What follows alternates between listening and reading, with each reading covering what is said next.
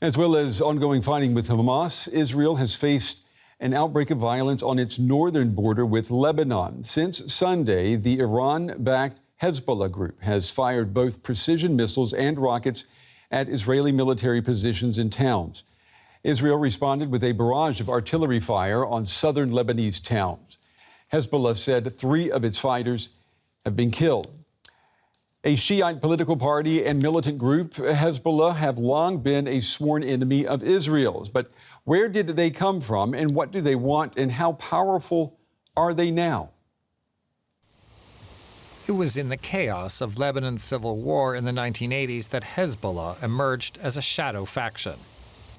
Funded by Iran, the group vowed to drive Israeli forces out of Lebanon and carried out bombings on Western powers like the US and France. After the civil war, Lebanon's militias were disbanded, except for one, Hezbollah. Hezbollah is basically a political party with a military wing. It is by far the most influential party in Lebanon with significant support among the public. The party says it originated to fight the Israeli occupation of southern Lebanon in the 1980s, but has since said its aim is to counter what it calls Western predomination and expansionism. The party remained committed to the destruction of Israel. Western intelligence say the group carried out bombings on Israeli targets in Argentina and Britain in the early 90s, killing and injuring scores. In 2006, the group sparked the Second Lebanon War, after they abducted 2 Israeli soldiers in a cross-border raid and killed 3 others. 1,200 Lebanese, mostly civilians, and 158 Israelis, mostly soldiers, were killed. At home, Hezbollah only grew in stature. Hezbollah has dominated the Lebanese political scene for the past 2 decades. Its leader says it has a fighting force of some 100,000 men and tens of thousands of rockets at its disposal. The group's biggest backer is Iran, who, according to the US, gives it $700 million a year to fund its operations. Money it used to send several thousand fighters to Syria in 2013 to support Bashar al-Assad's regime, underlining the group's increasingly powerful and divisive role in the Middle East. As well as support from Iran, the group is a member of the so-called resistance axis, along with Houthis in Yemen, the Popular Mobilization in Iraq, Hamas and the Islamic Jihad in the Palestinian territory, and the Syrian regime. But Germany, the US and others have designated Hezbollah as a terrorist organization. Now again, Israeli forces in the north are on edge, as Hezbollah appears poised to step up its attacks.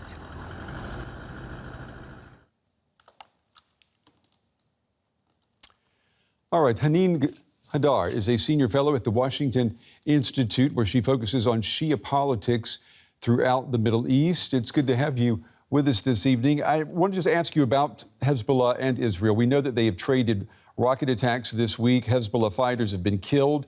That said, how likely do you think it is that we're going to see this conflict turn into a 2-front war, if you will, one with Gaza and one with Lebanon, Hezbollah in the north?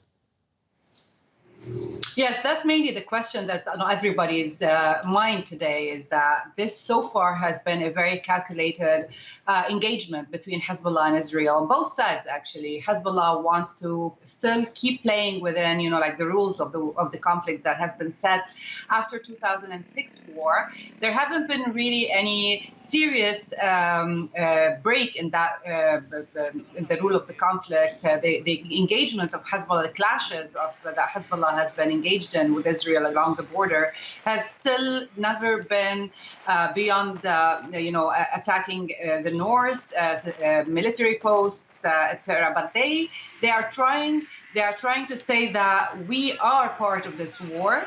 They want to reap the benefits of this war, like Iran, obviously. Mm-hmm. They want to maintain the gains of this war with the plausible deniability where they can say, we are not really your target. So what they want today is like, basically this is an Iranian strategy of plausible deniability in this specific war, where Hezbollah is playing a very risky game, because this might change at any moment, to make sure that Iran keeps the edge, that the Iran, its proxies, maintain the edge that they have gained in this war so far, which is freezing the Saudi-Iran deal, responding to Israel, exposing Israel's weaknesses, and obviously shifting the Arab street away from normalization and away from Western openness back to the Iranian edge and Iran's resistance narrative,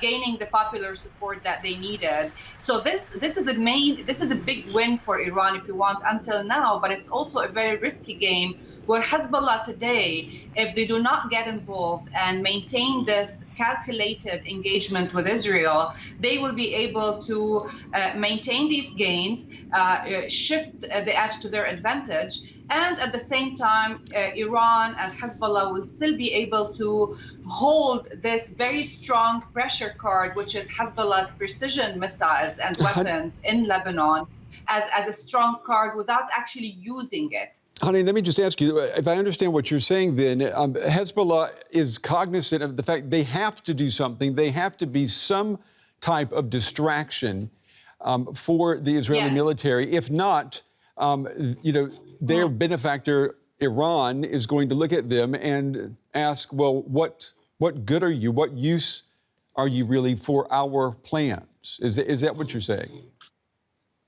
I'm saying that there's a coordination, very close coordination here between Hezbollah and Iran. Hezbollah will not be involved in this war unless Iran asks them to. This is a decision that is made in Tehran. This is not a decision that is made in Beirut or Hezbollah's stronghold in Beirut.